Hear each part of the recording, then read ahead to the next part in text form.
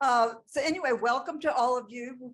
This is our first program back, so we're glad to have an audience, and we're going to have an audience up there as well. So this is also new for us. And who we are is Midcoast Women. We're a group that came together after the 2016 election for the purpose of providing opportunities for area women of all ages to find and strengthen our individual and collective voices. And we have these programs in various formats. Sometimes we have people tell stories. Sometimes they have a discussion about their area of expertise. There'll be any number of ways. And hopefully you'll want to come back again. And we have a sign-up sheet. Who has a sign-up sheet? Oh, if you want to give us your email address, we will get you onto our mailing list. So a lot of new faces here. Nice to see you. So with that, I am going to turn it over to one. Oh, I want to introduce Libby. What's your last name? It's only been a year. She's incognito wearing the mask. My childhood friend Libby Schramm, Sarah Austin, and Sheryl Dacso, and is our other member up there? Deb, are you up there? One person was ill and was going to have to be online with us. But anyway, we're the group of people who do the planning for these programs. We rotate them. And if you have ideas for things you'd like to see in the future, tell us, and we'll see if we can round it into our program. So with that, I'm going to give it over to Sheryl Dacso, who has planned and will be moderating this program. Thank you, Pam. I'm actually going to hide behind the podium because I'm accustomed to doing that. I want to welcome, I want to welcome all of you here. This is actually a topic that is very near and dear to my heart. I have, I'm going to turn this off here. So is that your phone or mine? Yes. Okay. I am a healthcare lawyer. I have been practicing healthcare law for a long time, and my practice area has heavily been in digital health. And one of the reasons that I picked this topic is because as part of my journey in practicing law and in working with a number of different types of clients and organizations, I've come to appreciate and realize the inequities associated with access to digital technology, particularly by populations that are disadvantaged, whether it's by race, or whether it's by their healthcare conditions, or it's by gender. The fact is that in the healthcare space, it becomes a really serious issue because many people cannot access healthcare without going out, and this is particularly driven by the pandemic, without going out and exposing themselves, going to a hospital if they needed to have healthcare. Just a little anecdote, I teach a course at the Graduate School of Public Health on public health law. And my students this past semester focused on adolescent, pregnant girls. And the area that they were looking at pre and post pandemic was how did the pandemic impact the ability of these women to be able to access services and maintain their ability to see the physicians and deal with their conditions. And again, adding to the fact that many of them were low income and things like that. So, so what I wanted to do is just give you a couple of facts, and I'm going to introduce our panel in just a minute because I am absolutely jazzed about the panel we have. I cannot tell you how grateful we are to them braving the fog and making it over here. But some data related to the digital technology, and particularly broadband. In 2019, the Federal Communications Commission published a report, and the report, and it was on broadband, and basically what it said is 21.3 million Americans lacked a broadband connection between the speed of 25 megabits per second that's downloaded and 3 megabits upload. Now, I don't understand what that means, but these ladies do, and they will be talking about it. The digital divide really refers to the gap between the persons, hi, Stephen, the persons who use or have access to telecommunications and information technologies, and those who do not. And even in areas where broadband they have broadband penetration, there are other factors: income, literacy, geographic location, those types of things. And according to a 2019 Pew research study, 44% of adults with household incomes below $30,000 per year had no accessible broadband. Now, during COVID, can you hear me? Oh, okay, thank you.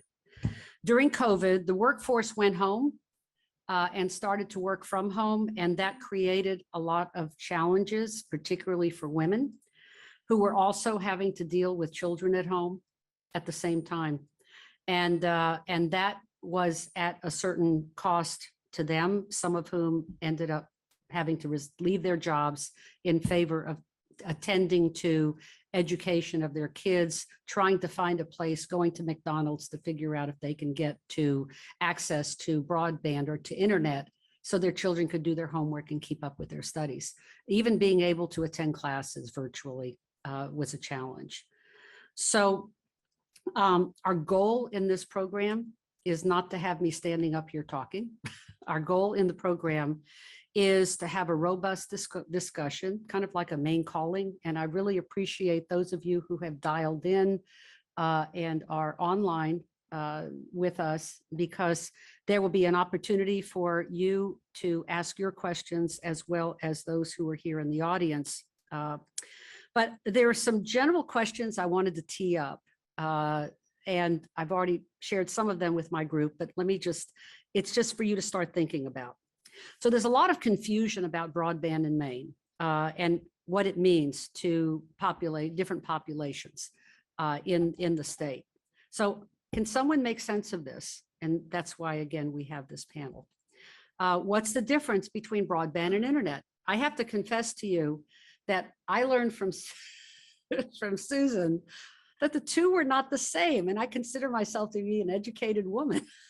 Broadband, internet, I just thought they all came together. And why should we care about broadband speed? And if companies are putting down fiber in a neighborhood, what do I do now? I mean, if you're someone in that community. There are a lot of federal dollars that have been directed to Maine for expansion and access to broadband. And I'm very happy to say that we have a couple of people on the Zoom that my colleagues here and the panelists are going to be bringing into our discussion. So some of these questions will also be answered by them. Broadband alone is not enough to address the disparities, but we need to know what can be done to address the disparities. And again, I think the folks sitting here know that. So let me do introductions of the panel, which I know you've been waiting for. Before that, I'm gonna do some housekeeping. First of all, for those of you participating during Zoom, please mute yourself during the program. We will be taking questions and ask that you place those in the chat. We have, I think Sarah Austin is monitoring the chat and will be able to present those questions along with the ones that are being raised by the people in the audience. For those of you in the room, raise your hand as opposed to just talking so we can manage this. This is being recorded. So I hope there are no objections by anybody to being here. I think everyone looks great. And so let me introduce our distinguished panel, and distinguished with a capital D. First, I want to introduce Susan Corbett. She's probably a person who really does not need an introduction when it comes to broadband on a national basis. And she will be telling you a little bit about herself, her organization, and some of the work that her organization has done to be what I call a potential solution to the equity issue that we have identified.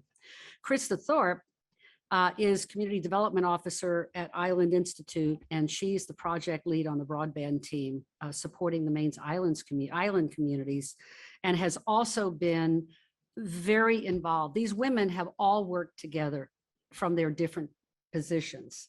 And in some ways, I'm the outlier, but I have learned so much from them.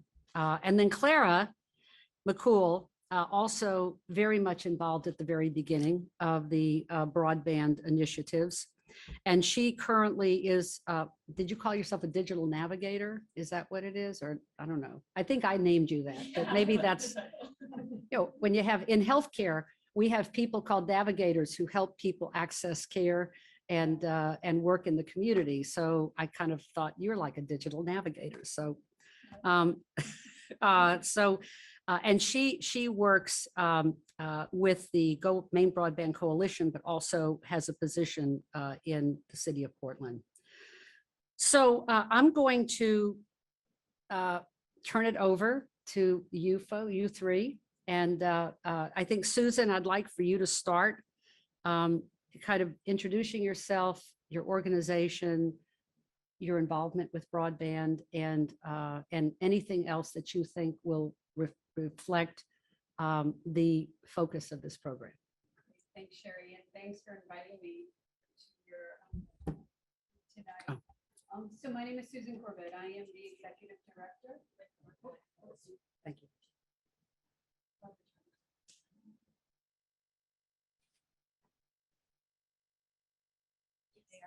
Can you hear me?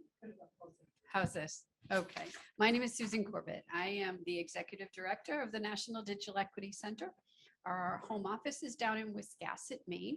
We are our goal and our mission is to close the digital divide here in Maine and across the United States. My former role, I was the CEO of Axiom Technologies, which is a last mile broadband provider located in Washington County. So I've been in this space since about 2005. And I have to tell you how exciting it is for me to have everyone concerned about broadband, digital equity, and digital inclusion. I think back to some of those earlier days when I would go to the state legislature and I would stand in front of them and talk to them about how important broadband is. Now we're looking at 2005, 6, 7. Thank you so much for telling us about this. And look how far we've come.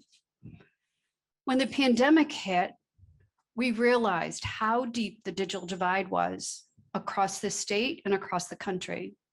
Sherry referenced about the students. So we had 3 groups that I was really concerned about. Students who couldn't connect to school. Maybe because they didn't have a broadband connection because it wasn't available. Maybe because their families couldn't afford a broadband connection. There were remote workers who were suddenly remote workers. Same issue. Maybe they didn't have a broadband connection. Maybe they couldn't afford a broadband connection. Or maybe they didn't have the equipment to become a remote worker. And the third group, which is the group I lost sleep over, are older adults across the state who were already battling isolation and loneliness. And then we have a shelter-in-place order. And many of those older adults, no internet connection, no device, lack of digital skills to connect to family, friends, and healthcare providers. So we're in a new era here in Maine and across the country where broadband is taking center stage, as is digital equity and digital inclusion. And I think that it's an exciting time for all of us to be in the forefront of that. So that's my story, and I'm going to pass it over to Clara. Thank you, Susan. Hello, everyone. My name is Clara Mccool. Oh, I'm not used to speaking into a mic. My name is Clara Mccool. My official title is the Regional Broadband Coordinator with the Greater Portland Council of Governments, also known as GPCOG. So I started there back in fall of 2020, doing an AmeriCorps program called the Resilience Corps. And day one, I was assigned Broadband Equity Fellow. Did not know anything about broadband. You didn't choose your assignment. You were assigned a team to work with. And I also too did not know that broadband was not the exact same thing as internet. So it was a very steep learning curve, I would say, getting started. But my main role was to work with 2 communities in Maine, Harrison and Naples.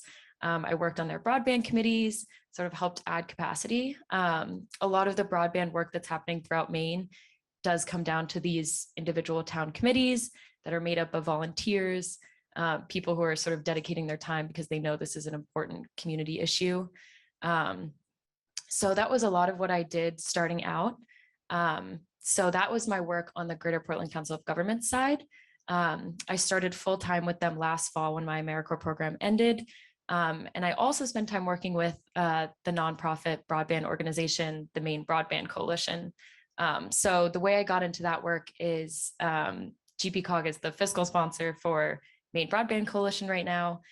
So part of my fellowship was sort of helping on the state level, helping the coalition to provide educational resources and connect communities with one another who are doing similar broadband work. And so a lot of times we would put on webinars based on what sort of questions people had. And it was a really cool way to meet people across the state that are all really passionate about this issue. And the Maine Broadband Coalition itself is made up of 30 advisory committee members, one of which is here tonight, and we'll introduce her later to talk a little bit about broadband. She works at Maine Family Planning. So I think the thing that I love about working for the Maine Broadband Coalition is we really try to involve all the sectors in broadband. And so it's a really great way to see how internet access can affect sort of all aspects of life.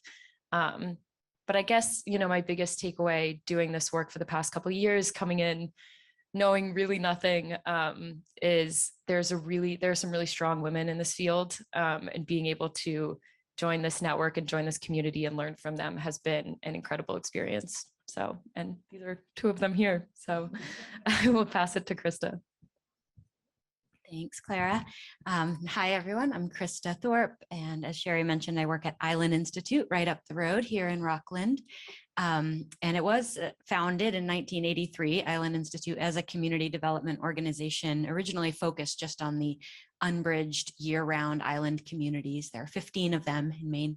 But since then, the mission has expanded to focus on 152 coastal and island communities. So Rockland is one of those.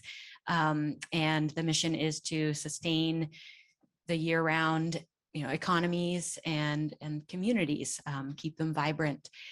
And so people often ask folks at Island Institute, how'd you get into broadband? Because Island Institute was one of those founding members, part of the coalition right from the start, and has been helping communities access broadband funding since around 2015. And working with National Digital Equity Center to get digital literacy out to remote island and coastal communities, classes. And our response to that is, well, we didn't go into communities and start talking about broadband. We were talking to communities about the things that mattered to them, like their ability to earn income in the middle of the busiest season, which is when, make hay when the sun shines, and credit card machines not working because of the internet connection, or artists living, whether it's Monhegan or Machias. Well, actually Machias has good internet, but thanks to Axiom.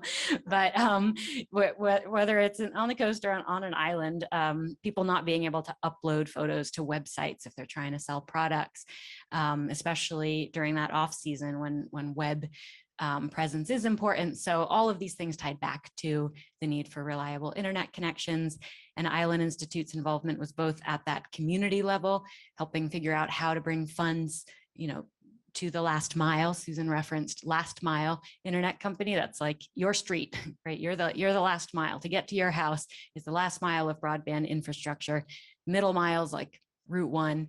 And then there's the backhaul, and it's taking you all the way to, Sweden or Chicago or wherever the big data is. Don't get me into the technical stuff. When I was hired at Island Institute, they asked, you're going to have to become a broadband expert, like really fast. How do you plan to do that? And I was honest. I said, I don't even understand how a regular telephone works. Like, how do our voices go through copper lines? I mean, but what I can do is talk about the reasons for it and the opportunities that exist when you have it, when you have that connection. And that's because my background and the main reason I was hired originally at Island Institute was I was a teacher, and I've taught high school as well as ESL, English for speakers of other languages.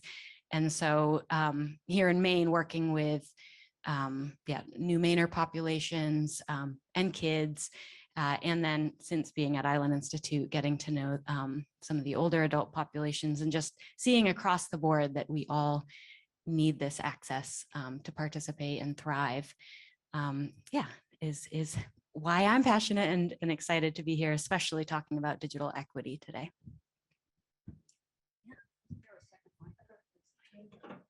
And I'm going to take a moment because Clara was talking about the Maine Broadband Coalition. I want to shout out another superstar woman who is known and respected nationally, who was the original director of the Maine Broadband Coalition. And then most recently, the last few years, was the director of the Connect Maine Authority, which was funding broadband infrastructure across the state. And that's Peggy Schaefer.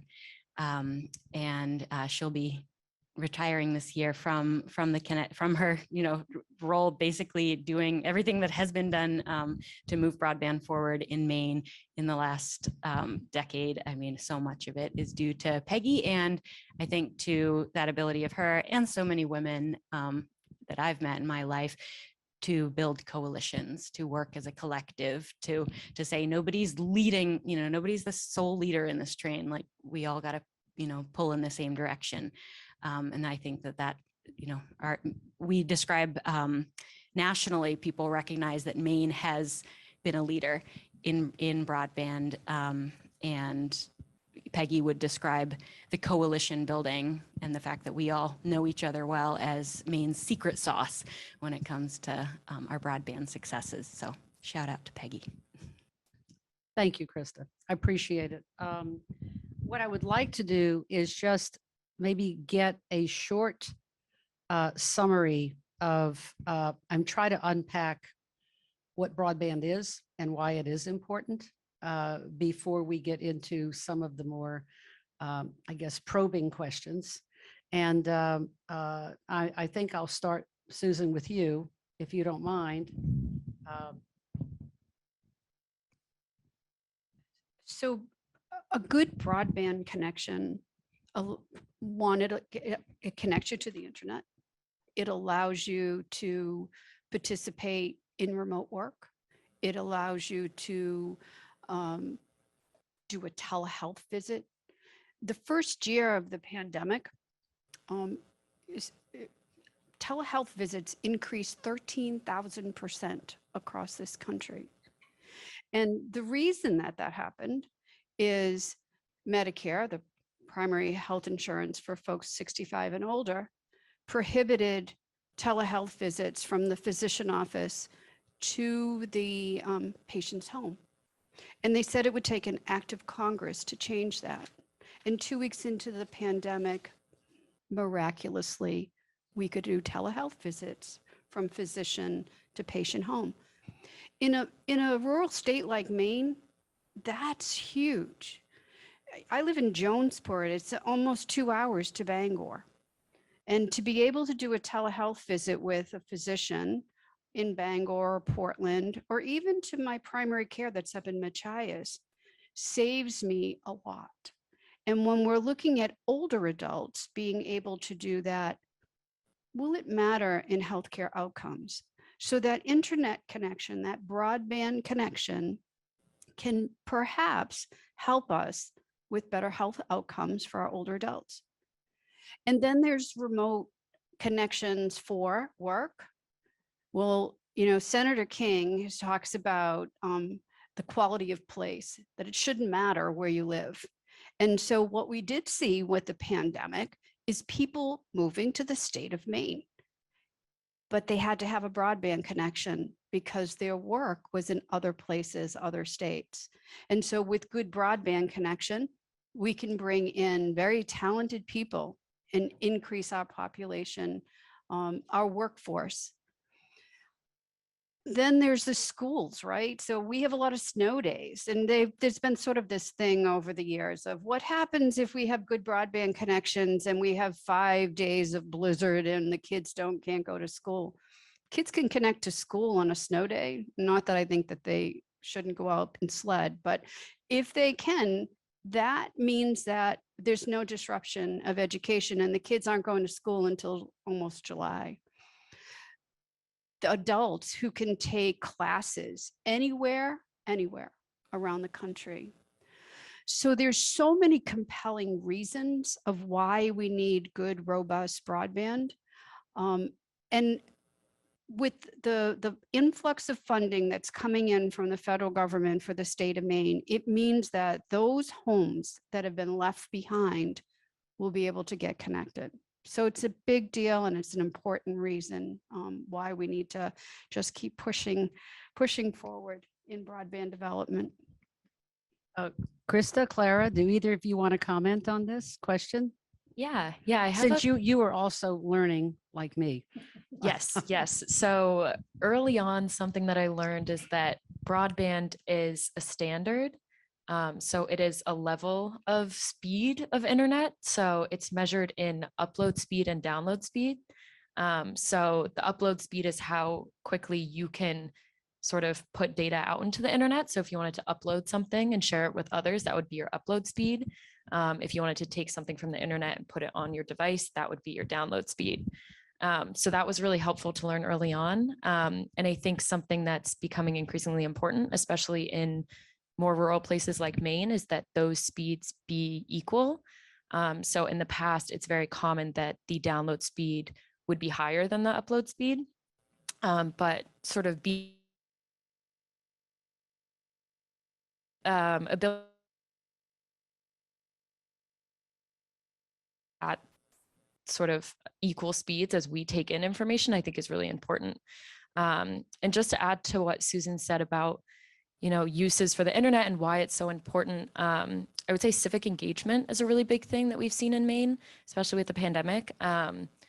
A lot of towns have found that when they've moved their public meetings online, they've had higher attendance, which is really great. More people are getting involved, trying to speak up. I was just at a meeting in Piscataquis County the other night, and there were some town managers there, and they all voiced that they were having more people attending meetings, sort of contributing and being there and being engaged, which I think is really important, and a really exciting thing. Because a lot of people, sometimes they can't make it for the times, or they can't drive there. And so to be able to attend from home, I think is really great. And then one other thing I'll say is that in relation to sort of creating a more robust Maine, I think a big thing that I've experienced in moving to Maine recently is there's this overarching narrative of like, how do we keep young people in the state? And Krista and I, one of the things that we do with the Maine Broadband Coalition is we are part of a community of practice, which is a group of broadband leaders across the state. One of those broadband leaders, Elaine Abbott, Sunrise County Economic Council, she distributed a survey among youth. She worked with Healthy Acadia to do this, and they found that a lot of youth would be more likely to stay in Maine if they had better broadband access, better internet access, sort of what they were using it for. A lot of people were using it for homework. Some people were using it to write books and as a creative outlet. So I think that's a really exciting thing to hear. And I think a great way to keep sort of the Maine youth in the state is increasing broadband and making it more available and affordable. So, and I'll pass to Krista. I mean, I probably don't need to add anything to that, except at a personal level, broadband, the high speed internet. I usually, instead of saying broadband, I'll often just say high speed internet, like the regular. Not all internet is created equal. And I just had my first child last year, February 2021, but didn't actually get broadband access at my home until August. But my town had been working and fighting for it for a couple of years and got a grant, and it eventually reached my house in August, which is when I was able to install a little monitor in my baby's room so that I could be out working in the garden or even taking a little walk in the woods behind my house. And it's not like we have to always have the ability to see our children sleep, but that broadband makes that possible, right? Like I couldn't do that beforehand. I also couldn't FaceTime with my older brother who lives in San Francisco and also had a daughter born, a few months after my son. And so that's what broadband versus just your DSL or your, old-fashioned internet can do. So this leads me into wanting to hear from all of you, and also, I think, Clara, you were going to invite Maggie. Marissa, oh, I'm sorry, wrong person. But let me make a couple of just observations based on my own research. There was a huge funding package passed in December of 2021, Infrastructure Investment and Jobs Act, and there were $65 billion allocated for a number of programs, the Digital Equity Act, and this particular program is focused on, these are for community-based programs. There's a whole litany of programs that are identified here. And I think one of the questions I have is how in the world does one manage the allocation and dissemination of, first of all, of the dollars, and number two, one of the features of this legislation is that they have to offer low cost, affordable plans for consumers. Now, I do not believe that the rules have been finalized for that portion of it. And maybe Susan, from that particular component of the bill, that was BEAD Act portion. But, and I'm getting in the weeds here, but as I was trying to put the pieces together, you've got funding, which is wonderful. You've got a process for distributing the funding, which I think is important for us to understand. And then in particular in Maine, how that has been addressed and dealt with. So how would you respond to that? And then from the folks that are going to be on the call, asking them as well. So let's start with affordable broadband. Right now, we have the FCC Affordable Connectivity Program. And for families that meet the income eligibility guidelines, they will receive a $30 per month discount on their broadband. That program is in existence right today. There's no end date on that program, so we're expecting it to go on for several years. However, we at the National Digital Equity Center, we do digital literacy classes. We have an affordable equipment program. We promote that FCC affordable connectivity program, and we write digital equity and digital inclusion plans for communities. And when we're working with communities, we do a deep dive into the demographics of those communities. And it's not unusual for us to see 25% of the population of the families in small towns have family median income of $25,000 or less. And that doesn't even include the federal poverty guidelines, right? So it's significant. And when we're looking at or when communities are looking at putting a fiber to the home connection, and the cost on that could be $60, $70 a month, the $30 a month discount helps, but it might not get them all the way there. So we've been having a lot of discussions with communities about raising funds for an additional benefit. Because what a community does not want to do is to build broadband, world-class broadband in their community, and then leave people behind, making the digital divide deeper because that family can't afford to connect. So it's an important piece when communities are building out better broadband in their communities. The Digital Equity Act that Sherry talks about is $2.75 billion across the country. For Maine, there are three different buckets of funding in that Digital Equity Act. One is for each state to receive funding to create a digital equity and digital inclusion plan. I'm the co-chair of the Digital Equity Inclusion Task Force for the state. We had a meeting today about getting ready to submit the application, which is due in July. Once that application is accepted by the federal government, the state will get money to create a plan. It's going to take about a year, and it's going to include a lot of voices of how we are going to tackle digital equity and digital inclusion across the state. At the end of the year, the state will submit that plan to the federal government, and then they will apply for a pool of fund called capacity building. And that's the funds, those are the funds that will help execute the digital equity and digital inclusion plan. And then writing alongside of that, the funding will be available about the same time the state capacity grant is a competitive grant process where organizations can apply directly to the federal government to support their digital equity efforts.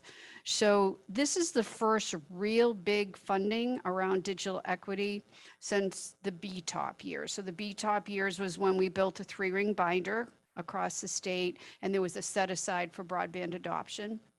This supersedes those funds. So it's a huge step forward, not only here in Maine, but across the country of what's going to happen with those federal funds.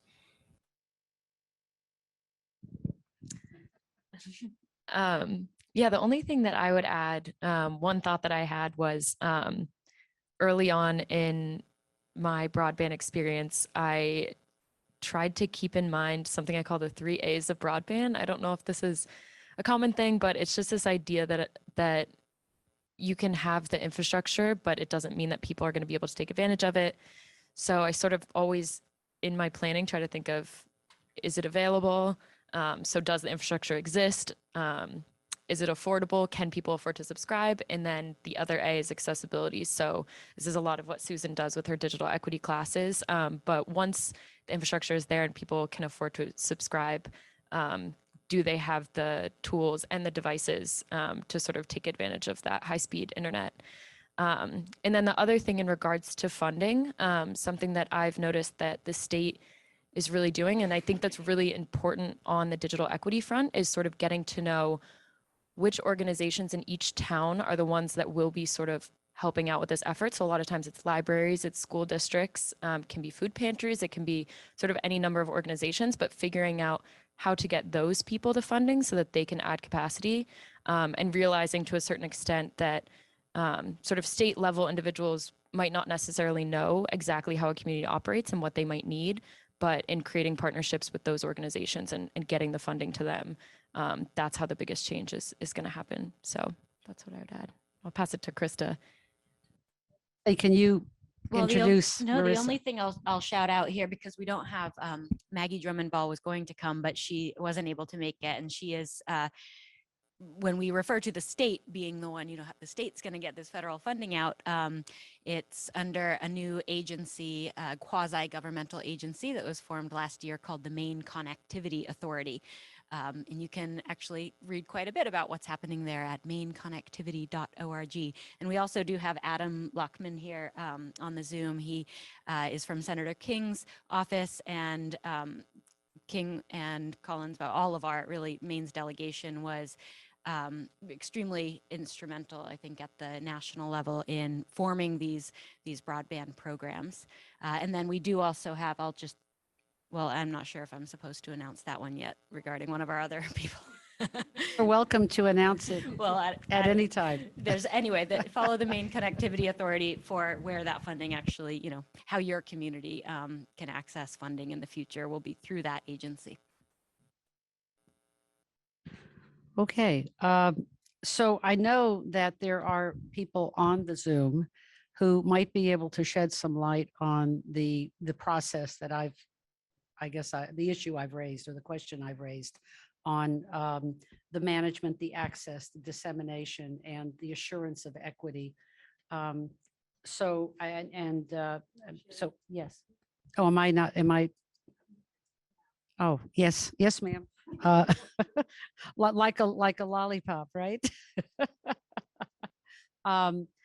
So I would like to take advantage of them being on, and as I said, you have the opportunity to raise questions as well. This isn't just Sherry asking questions.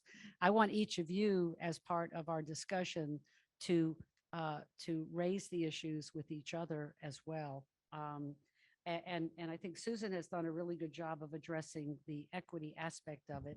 And I do have to just make a comment. I was totally blown away by this publication, Digital Equity as a Civil Right in Maine. which is, I mean, this is an amazing document. And of course, your organization and you are highly profiled in this as well, Susan. But I would be interested in hearing more about this and what the status is right now, and whether anything has come of it with respect to the Office of Civil Rights. Did they respond? Have they said anything about it? Well, I think the important thing is that it's a document, it's a living, breathing document. And as we start to build the digital equity plan for the state of Maine, taking in the points of the experts that contributed to this is going to be really, really important. We need to be sure that our most vulnerable populations are taken care of, and that's going to include a lot of public awareness to be sure we're not leaving everybody behind. And so I think that as we build that digital equity and digital inclusion plan for the state, referencing the digital equity as a civil right in Maine is going to be a cornerstone of that, and making sure we have all voices that are heard as we create that plan. Anyone else have anything else to offer on that one aspect of it? I was thinking, I mean, I'm not sure when, but we all, yeah, maybe have an opportunity to tell some stories about kind of Yes. who needs that. Yeah, as a civil right, like that's a big concept. That but, was a like, who good are the lead. It's a people good who- lead in to Yeah, what we're going to who talk are- about. who are And the- I want you're the ones to do the talking. Yeah, well, and I think that, you know, I'm going to just share a story from the education side, but I know we do have, as Clara mentioned, Marisa from Maine Family Planning on, and I think just being able to get into like, who are the populations that that have been left behind the most on this issue. And I just earlier this afternoon got off the phone with Pam Sperry, the director of adult education in Lincoln County, who was telling me about, I'm on the advisory board there, and she was telling me about some of the recent folks who've obtained their high school diplomas using the online HiSET Academy, that opportunity, who would not have been able to obtain a high school diploma otherwise. And one was a 52-year-old man whose daughter had dropped out of school not long ago, but then had been able to obtain her HiSET through the adult ed program. And that inspired him. But he works very hard and works very long hours and couldn't make it even to evening classes. But when given the opportunity to be lent a device by the adult ed program and take that home, he worked after hours, late into the evening, blew through it and obtained his high school diploma at age 52. And then another student that they have is nearing completion.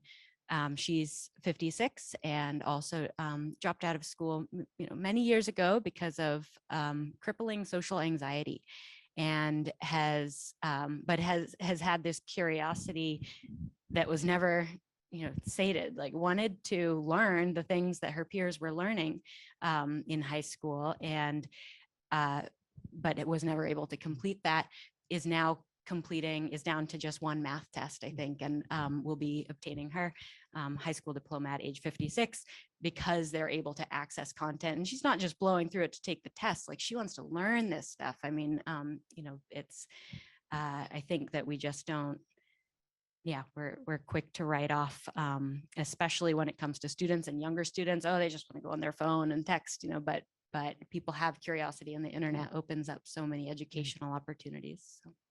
Thank you, Krista. Sarah has, there's a question. Okay. Denise? Can you hear us? Hi. Yes, I can. I'm just getting my tools ready here. I'm Denise Munger with the Midcoast Internet Development Corporation, and we're a community internet organization, a utility district set up under Maine state law that involves Rockland, Thomaston, Rockport, and Camden. And we're now reaching out to some smaller communities to sort of increase our critical mass.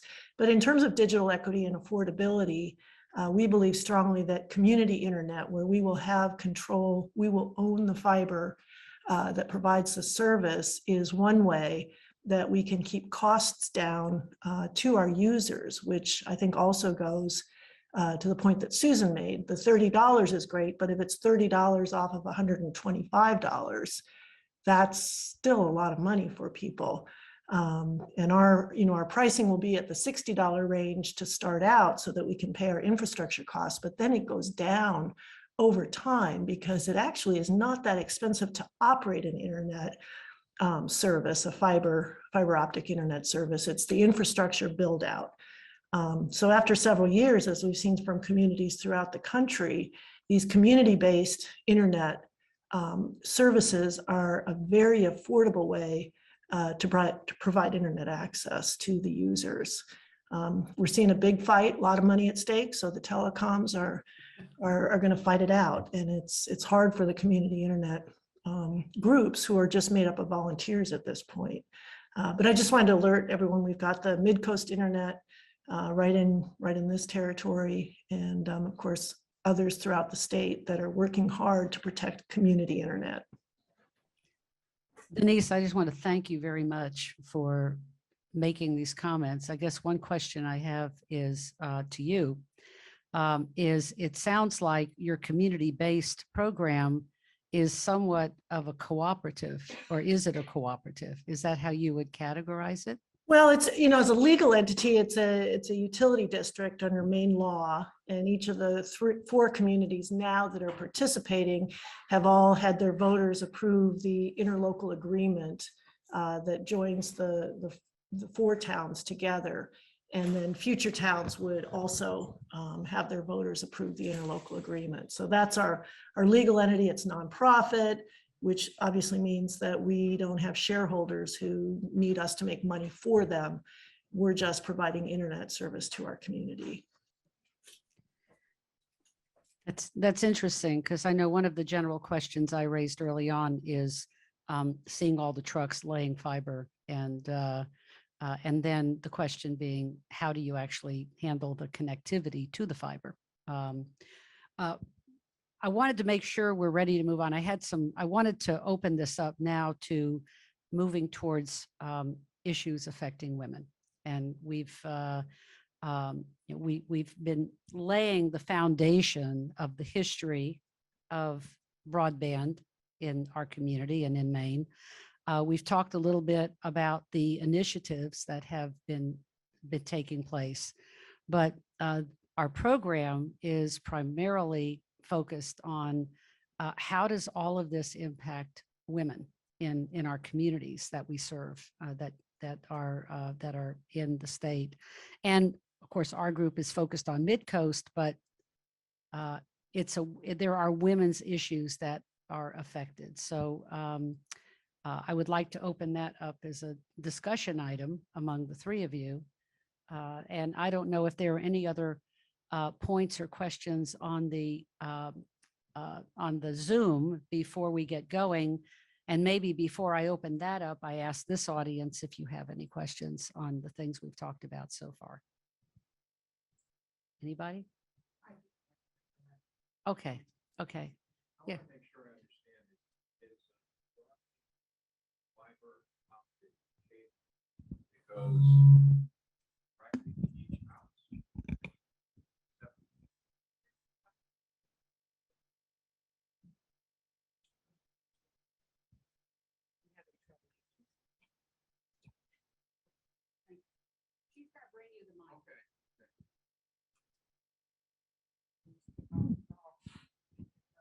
Put it up to your. I'll ask the question in two parts. Number one is all broadband fiber optic cable. And secondly, does that cable go into each individual residence? Or is there alternative ways to get the signal into residences? That's a really good question. So the backbone, and Krista and Susan, correct me if I'm off on this, but the backbone itself is fiber. So all internet connections eventually do rely on a fiber network. But as Krista was talking about before, there's the backbone, the middle mile, and then the last mile. So the last mile is what actually connects to your home. So there is an option, a network called fiber to the home, and that is where fiber optic cables will go directly to your house. It will offer incredibly high speeds, very reliable, but that isn't the only infrastructure that is available to homes. So currently a lot of Maine is covered by spectrum, which is copper wires. So the internet travels over cable infrastructure. So the same infrastructure that you get your television services. And then there's also DSL, digital subscriber line. That's where the internet travels over telephone lines. So the same way you get your telephone service.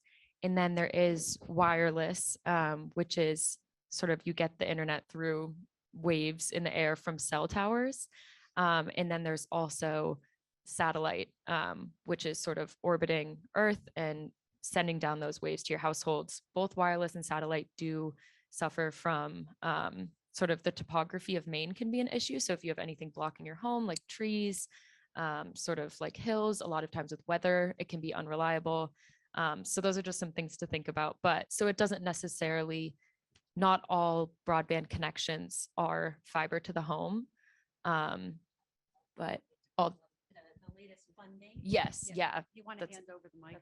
Yeah, pass her the mic. No, that's okay. Just real quick, yeah, because I think it's a question that comes up often now because, right, fiber to the home is the only technology, fiber technology is the only one currently reliably able to deliver symmetrical download and upload at 100 megabits per second, which is what, the federal funding is going toward. Like that's you have to be building a future-proof network that allows that symmetrical download and upload speed.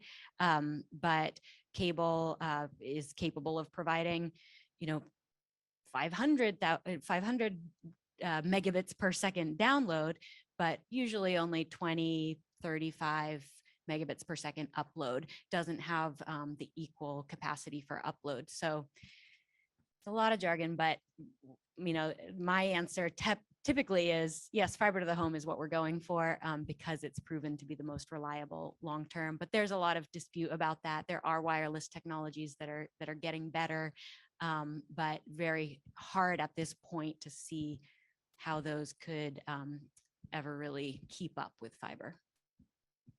I'm going to pass it back to Clara. So Krista, are you saying then that the fiber is the preferred version under the federal guidelines for the new funding? Okay. And so when one thinks in terms of you have federal funding comes with a lot of bells and whistles and requirements to the states.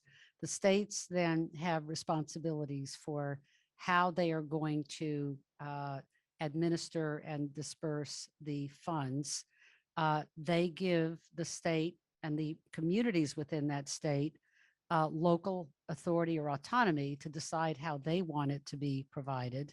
And then within this whole rubric of guidelines and regulations and requirements, the communities also apply for funding to go forward. So there's really, and I'm just trying to think of it in terms of how the money trickles down and how ultimately it gets used.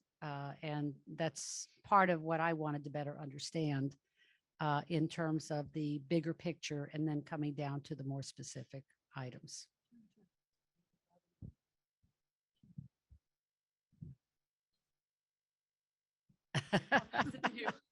I'll talk about community broadband planning. So, I'm also on the Connect Maine Authority. And so one of the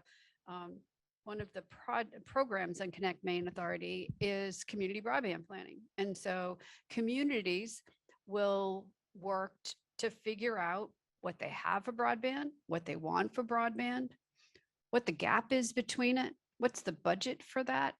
And then once they have all of those, they have a plan going forward and a budget going forward, then they will apply for funding through the Connect Maine Authority and now through the Maine Connectivity Authority.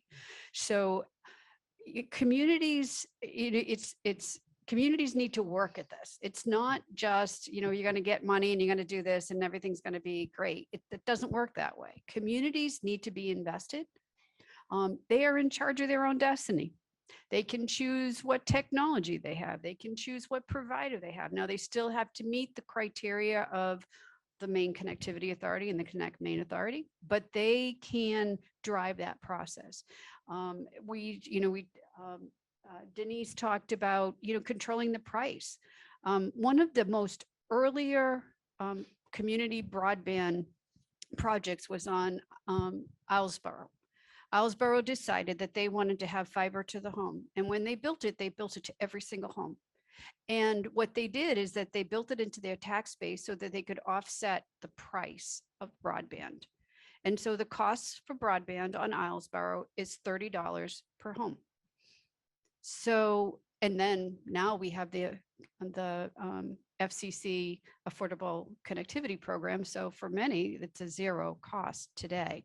But Islesboro built that network and priced the network so that nobody was going to be left behind. And that's where communities can really, really drive that process and make sure that everyone connects to that network. There's something called take rate. And take rate means that you build a broadband project and it goes past 100 homes. The average take rate, which means the number of people who will subscribe to that network, both here in Maine and across the country, is 75%. The 25% that do not subscribe to broadband, the number one reason is affordability. The number two reason is lack of equipment and digital skills training.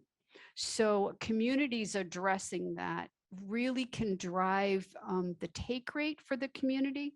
For the broadband provider or the community that is investing in that network, take rate also matters, because the more people who subscribe to the network means that you have a better return on that investment and can support that network.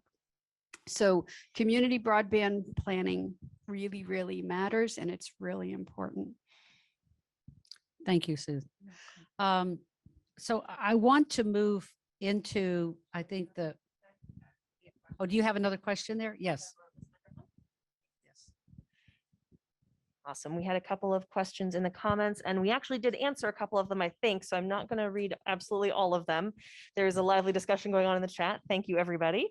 But one comment, not a question, but just to the point of participating in community government, state governance, things like that, is that Maine did have to adopt a policy on remote meetings.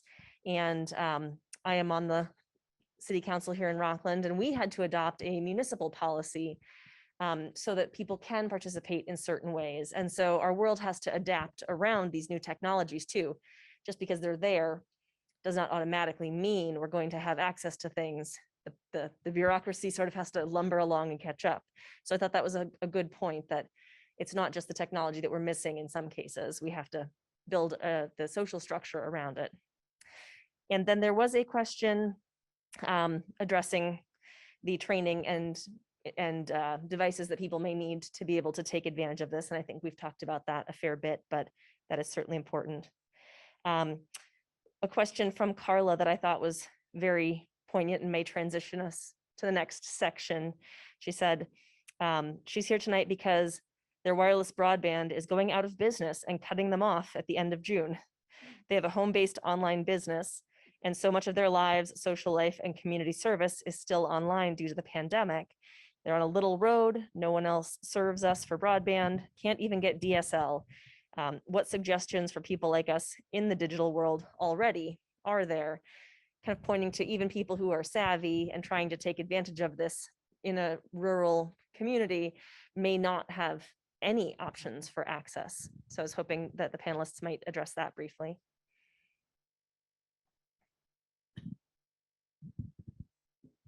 I'm not sure how her cell service is, but for 3 years I worked off a mobile hotspot, and it was not ideal, but ask her to find out if her community is doing anything. And, you know, if you don't have capacity to start a broadband committee, if there's not something already happening, then find out whether, you know, your municipal officials could take it on. But what Susan just described as far as the community broadband planning process can even get the people down those dirt roads. You know, the most of the communities that Clara and I work with are, they work together to kind of form a similar goal to Islesboro. Our goal is for everyone in the community, no matter where you live, to have access. So, but in the meantime, you know, even NDEC provided a lot of Mainers at the beginning of the pandemic with hotspot enabled tablets just to be able to at least fill the gap in the meantime.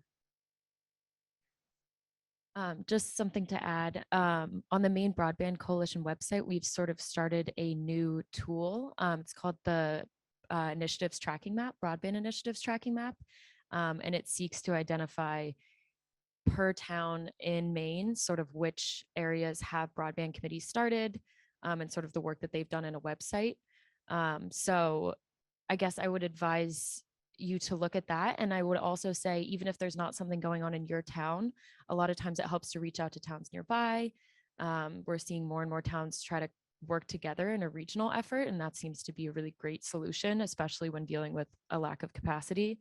But I would say sort of calling up the town next to you that might have a broadband committee and seeing sort of how they got that started, and maybe getting those connections in place would be a good place to start.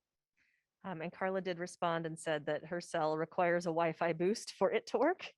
And so chicken and egg problem. And she said they are starting work on the broadband project in 2023. So it's coming, but private companies can still cut us off if it doesn't meet their business model.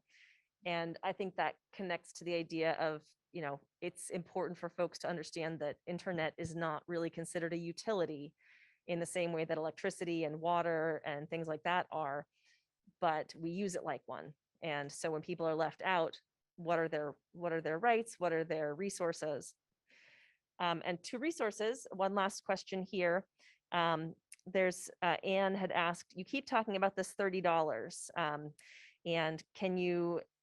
and is it available now? How do we take advantage of it? Yes, it is. And I'm hoping someone can remind us of the name of the program so that they can look that up with their provider. Yeah, the name of the program is the Affordable Connectivity Program by FCC, and I can pass it to Susan. She might have more details on how to apply. Yeah, so it's not an easy application. You have to have a broadband connection. You have to have equipment. You have to have the skills. And what the heck is a PDF, right? So the National Digital Equity Center are holding classes.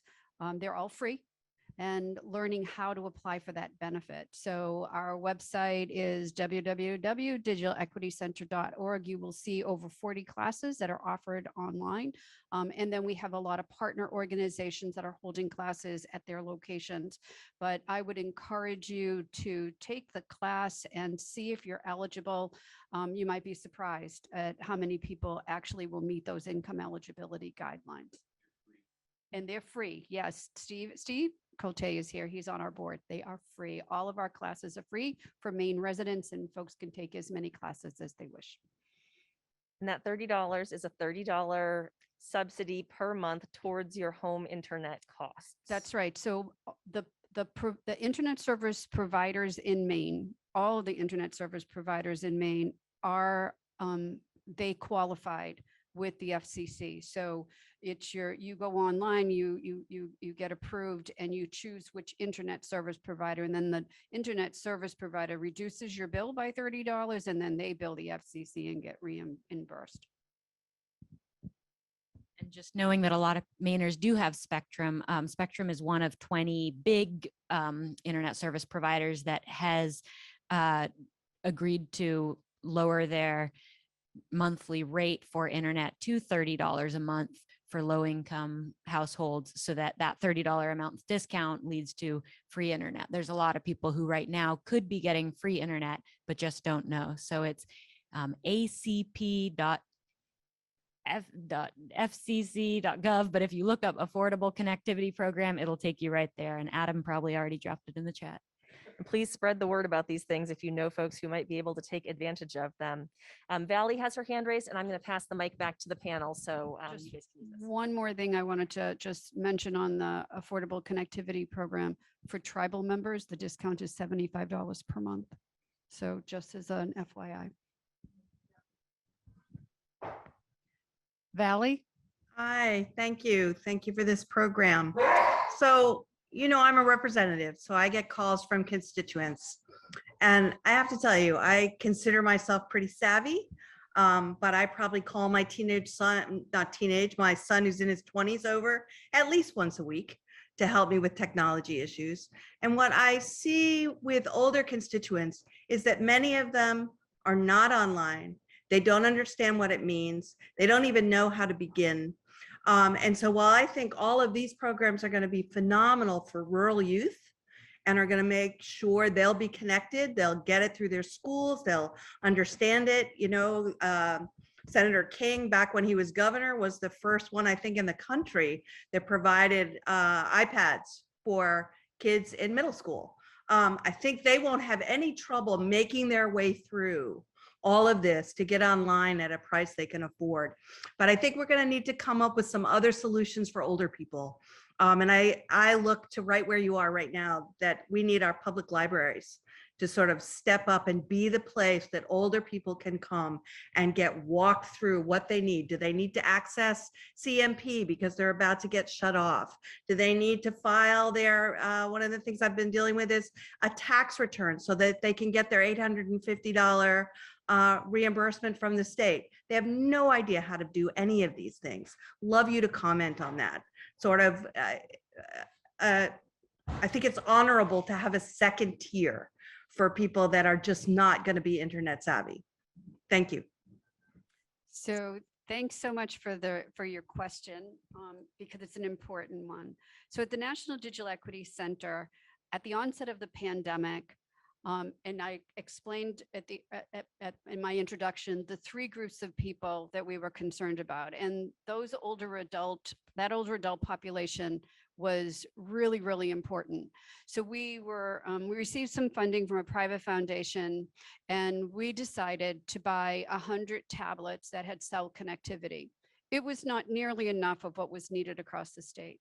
But what we said was, if you're 70 and older and you don't have an internet connection or you don't have a device, we will give you this device for free, and we will assign you a digital literacy instructor to figure out how to use it. And the program was wildly successful. We have distributed well over 1,000 devices across the state. 47% of our students are 55 and older. But the number that really, really resonates with me is 8% of our students are 80 years old and older. And that tells me if they want to learn, they can. And we have instructors that will help them along their learning curve. We have three different curricula. One is around work and business. So all the Microsoft classes, QuickBooks, how to build a website for small business, manage social media. For work and education, we did a lot of classes at the onset of the pandemic, teaching teachers how to use all the Google platform, Google Classroom, Google Meet, and as well as the parents to help their kids get online with their teachers. Internet safety for parents and grandparents of teens and tweens, because the kids know more than we do, and we need to try to stay one step ahead of them. And then the third, we actually developed this curricula prior to the pandemic. We brought together many of the older adult organizations, the experts around the state, Maine Council on Aging, UMaine Center on Aging, New England Telehealth Resource Center. And we designed a curricula for folks that are 55 and older. And those classes include all the internet safety, how to protect your online presence, how to identify fraud and abuse, how to identify fake news, healthcare apps to manage your healthcare, how to connect to family, friends, and healthcare providers. Those classes are just so instrumental in helping our older adults not only get online, but do it safely. You know, when you're coming online for the first time and you go, whoa, wow, I can see, you know, there's all this stuff I can do. It's not necessarily that they're good places to be on the internet. And so we spend a lot of time providing one-on-one assistance for folks who've never been online before. We partner with adult education, libraries, older adult organizations, community centers. Many of those, we have now over 70 partners that are holding those classes at their location and providing that one-on-one assistance, and we're supporting them. So it's going to take all of us to close that digital divide, but making sure that our most vulnerable population, our older adults across the state, have access and the skills to connect is extremely, extremely important. So thanks so much for your questions. It seems to me that your organization is a state treasure. And my question really to the three of you, and also those of you on the Zoom, is how does this information get disseminated? Because we can sit here in this room and talk about these things, and we can identify among each other what we think is important. And in some ways, you know, we're really an echo chamber to ourselves. How do we get the word out? How do we create a broader dissemination of information as to where people can go? And I'm not quite sure how that can be done, but it seems to me that as a way of creating options and access, that becomes a very important component to solving the problem that we have. And Sarah, I appreciated your comment on the utility aspect of this, because I know that I have, in our discussions as a group, we have been talking about the advent of bringing electrical, connections, to rural areas, bringing electricity as a significant sea change for those communities, being able to give them access to lighting and various other things. And I agree. I think that the ability to wire the country and create this same type of accessibility is, I suspect, what the legislation was intended to do. It's just a matter of how in the world do you get this through the sausage making and the processing that occurs at the local levels. And yeah.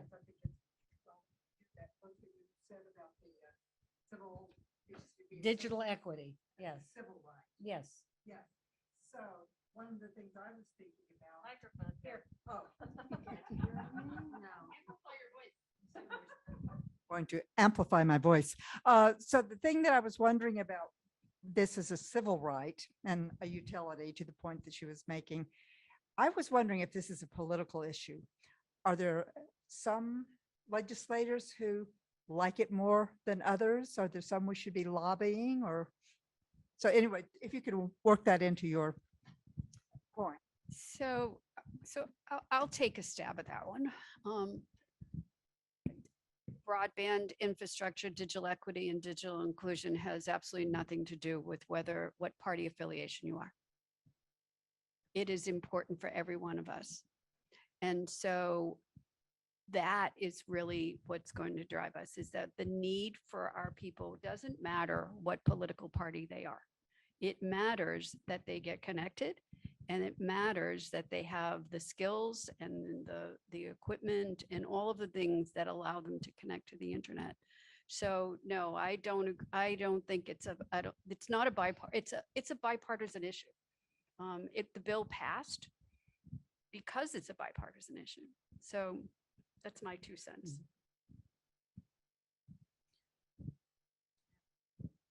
Just to add to it on the political side, so one facet of the Maine Broadband Coalition is a policy committee, and we worked with Seth Berry and Rick Bennett to put on the Broadband Caucus. So that was a bipartisan leadership, and there were a lot of representatives across the state that attended that, and we just tried to sort of do some education, have some guest speakers about why broadband's important, and sort of strategize how we figure out how to solve this issue in Maine. So that's what I would add on the political side. And then as far as getting the word out, I think that's something that we're still trying to figure out, especially in the Maine Broadband Coalition side. We have a newsletter that goes out every other week, but it's only as good as how many members we have. So I think we're constantly trying to just get the word out about the fact that we are an organization that just wants to get resources out there and help educate Mainers on what resources are available to them. So I think that's something that we are trying to do. And one program that we have launched this past year is called the County Connector Program. It's in partnership with AARP Maine. And essentially they're volunteers for each county that are going to individual towns and sort of talking with them about broadband and figuring out what their needs are. And so hopefully that's a way that we can spread resources and spread awareness across the state. And a big thing that they've been doing is speaking with county commissioners, especially as it relates to the American Rescue Plan Act funding that's been coming in, because that's funding that can be used for broadband. So trying to keep broadband at the top of the agenda for places across Maine. So that's one strategy. Krista. I don't want this program to end without talking about women. Okay. And so I know, Krista, that there's someone who is attending that can help us understand and talk about, provide some stories and input on situations that she has observed with respect to women in Maine. Yeah, thank you. That's a perfect segue. I want to introduce Marisa Weil. She works with Maine Family Planning, and she is a member of the Maine Broadband Coalition Advisory Committee. And so I would just like to invite her to speak a little bit about how she's seen broadband impact the lives of women across Maine. Thank you, Marisa. I think you're on mute. Oh my gosh, thank you so much. I've just been enjoying this conversation so much. And I want to thank the library and Midcoast Women, and Sheryl, Susan, Krista, Clara. It's just been so enjoyable. I'm sure I can speak for everyone in the audience. And Sheryl, thank you so much for bringing the health equity lens into it and for really driving home the point of how this impacts women. Obviously, Maine Family Planning, for those that don't know, we're a statewide family planning network hub. We have 18 community clinics throughout Maine, primarily in rural communities. And I apologize for the background noise. My kids are playing with some Legos in the background. We also provide— You're excused. Thank you. I knew I would be in this group for sure. We also provide sub-grant funding to 38 partners in reproductive health, including 3 federally qualified healthcare centers and the Planned Parenthood affiliate here in Maine. So, roughly 80% of our patients identify as women, and 75% of those are low-income women. And so from a health equity lens, the broadband issue just could not be more important. And we really saw that during the pandemic, when I think it was you, Susan, who mentioned the just astronomical increase in patients needing to access healthcare via broadband to keep their health, safe. They're safe from COVID. And we haven't seen that really lighten up. There's a lot of ways that patients are preferring to access healthcare via telehealth appointments, and Maine Family Planning has been very active in responding to patient-driven needs that way. We see it especially with young people who want to have initial consults, telehealth appointments for birth control and other healthcare needs via telehealth. We do a lot of work with folks out on the islands in Islesboro and Vinyl Haven, North Haven. Susan, I think you mentioned you're in Jonesport. So we will do consults with folks in places like that. And then it kind of combines with all of our network of rural clinics. So people can have the convenience of accessing care via telehealth, but then also be able to check in at their local clinic as well. There's a couple areas where we see people really wanting to access healthcare via telehealth, and one of them is in the news a lot right now. And of course, I'm talking about abortion care. Telehealth is really revolutionizing access to abortion care for women and other people who need abortions. And we've also seen telehealth be really important for LGBTQ folks who may face discrimination in accessing healthcare or feel more comfortable accessing healthcare from their homes.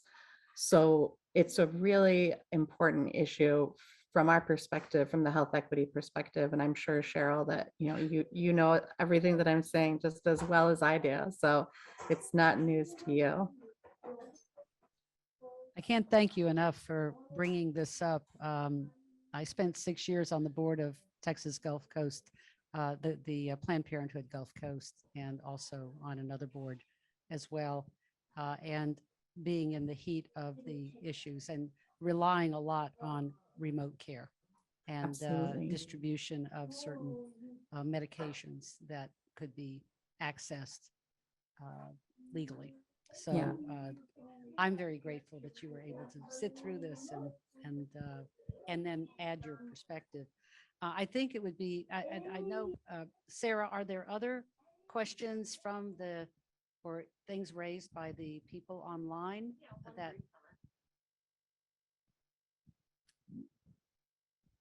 And I think we could talk about this for many more sessions because there's so many aspects to it. Valley had added a comment regarding political impediments potentially to broadband expansion, and that it's not so much in the hands of individual politicians, but that there are corporations who have vested interests in internet services, and they don't necessarily want to see public services, community internet services take over. And so if it becomes a utility, how is it regulated? Who is it delivered by? We have some of the same kinds of questions about electrification still in Maine, obviously. And so that really can be a matter of equity. And something I personally would like to add to that is when rural electrification happened in the United States, in some ways it was a bulldozer.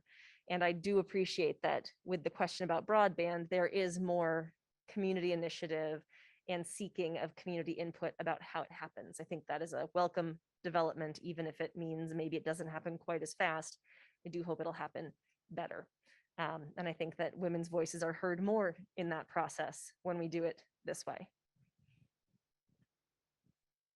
Yeah, to kind of keep on the why this matters for women, but also maybe a way to bridge some of that potential political divide is to also make, in addition to it being about women's access to healthcare and education, workforce that Sherry mentioned at the start, as far as all the women who had to leave the workforce at the start of the pandemic because of that, society's expectation of that caregiver role, whether it's for children or for parents. I'm part of a sandwich.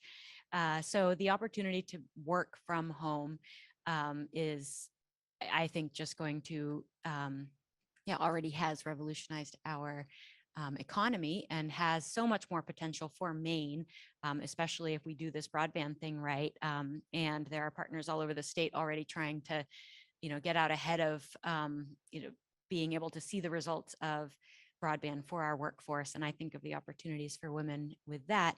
The Maine Community College system has a program right now called Remote Work for Me, Remote Work for Maine, that is training Mainers all across the state to be able to do remote jobs. Specifically, at this point, they're starting out with big Maine employers like Northern Light Healthcare, LL Bean, Maine Health, that have a whole bunch of jobs that can be done from home. In fact, I think LL Bean, most of their jobs are done from home now. But people need those skills to be able to do those jobs. And I think especially for women like me who can save 2 hours of commute time every day, not having to drive to and from my office frees me up to participate in my household economy as well, which is something I want to do. So I think making it about jobs is often a way to bridge political divides. And yes, there are corporations that are pushing back right now, as we expect. But Maine Broadband Coalition is really an important vehicle to support on kind of the counter voice to that, and how to support they could, because of that policy presence of Maine Broadband Coalition. And one more comment that came in, I do think this one is really important for women, also for everybody else, but access to the courts system.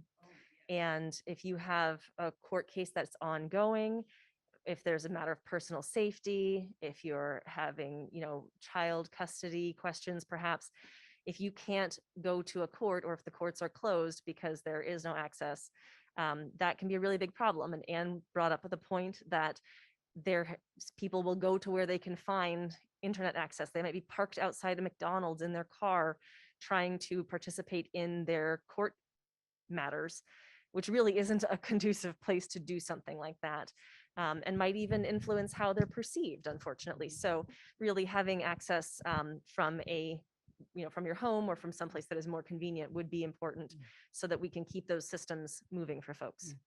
And let me make a comment on that, since I guess I am the lawyer in the room, or a lawyer in the room. There are people who have been terribly disadvantaged because they couldn't make their court date. They didn't have a way to communicate. They weren't able to come out, and they ended up being significantly disadvantaged as a result.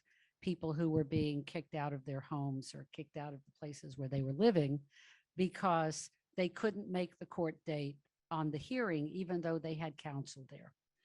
So that is a significant inequity. And I didn't even get to some of the issues affecting incarcerated individuals and the effect on them. That may be something we'll dig into at another presentation or discussion. I think I told Susan, and I warned the rest of you, that this may be the start of a wonderful thing. And we can be part of helping you solve the communications part of broadband and getting the word out, which I think would be really great. Were there any other, did you want to say something else, Susan, before? You had the mic. No, you handed it to me. Oh, I did. Okay.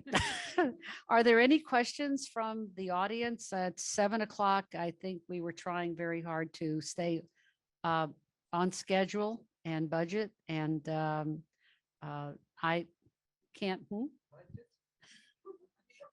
What is it they say? On time and under budget is how you want to be. I think my friend Susan over there would understand that. So I want to first of all thank the three of you. And I don't know if they have any final words you would like to say as we end the program. And so I will turn the mic back over to you, Susan. So get involved. If you're, find out if your town has a broadband committee, volunteer. If you don't have a broadband committee and you want to do something, contact us at the National Digital Equity Center. We've always got things for people to do. So, and thank you so much for inviting me to this forum tonight. Just going to echo what Susan said about sort of getting involved in your community. And the Maine Broadband Coalition is here to help you. So if you do have questions, you can visit our website. And I'll give resources to Sheryl so she can send it out to all of you, like the email you can access and our website and all the resources that we have. But yeah, I think just sort of signing up for our website and letting us know if you have questions. And, we have a lot of capacity building programs that are rolling out. So we do have the people that we can sort of connect you to in your area that can help you get started. And yeah, I just wanted to say thank you for having us. This has been really great. I think this is an incredible organization, and I feel really honored to be able to come here and talk to you all. So thank you. And I'll do a second plug for mainbroadbandcoalition.org. You can sign up for the newsletter, and I know that you're like, oh, I get plenty of things in my inbox, but Clara puts them together, and it's called News You Can Use. And it's true. It's like just a way to stay updated, and it's never too much. But I guess my final word is just in honor of the place that we are, just to give a big shout out to libraries. I think that they are doing just playing one of the most important roles when it comes to digital equity and access, and people who sit in parking lots, as I have many times, just trying to get something done. So thank you, Rockland Public Library, for hosting us, and Midcoast Women. It was an honor to be part of the conversation.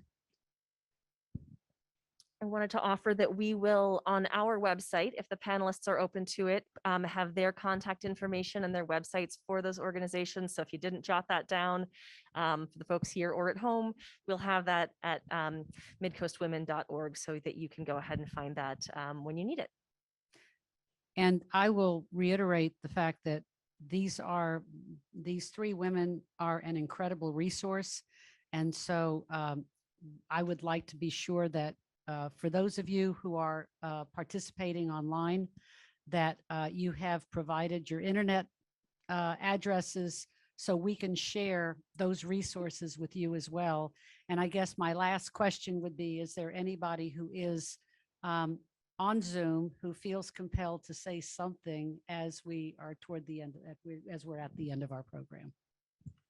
I don't want you to feel you're not getting your questions answered. Anyone? Well, I put this in the chat, and I just want to thank you and compliment you on running a great hybrid virtual in-person event, because a lot of folks are very intimidated by trying something like this. And I just think you did a phenomenal job. So thank you so much. Thank you. And I would like to thank M. Lewis, who is our lady behind the screen, who has really been the person to, you want to stand down so you can, everyone. Yeah. M. Lewis, without whom this program would have really never come together the way it has. And so, and with the Rockland Library. So I want to thank all of you. And oh, yes, okay. This is Sherry's first time to do a program and she's done a good job. And I just want to, there's one thing that we didn't coach her in. You see those bugs down there? That's our thank you to you, because I know, but I'm branding us. So anyway, I want you to know that we do have a big budget and And it all goes so to thank mugs. you. And if anyone is not on our list, if you saw a flyer, if you'd like to be on our email list, you can find that through our website, midcoastwomen.org. We will have other programs coming up on a whole range of topics and fun formats. And it's really a way that we like to engage with our community. And you're a part of that because you're here. So please go to our website. You can sign up for that list. If you'd like to support our work and some of our expenses, there are ways to do that there. And if you have ideas for programs, please let us know, because we are wanting to make sure that we connect with people on what's important to all of us. Thank you. I think we're done.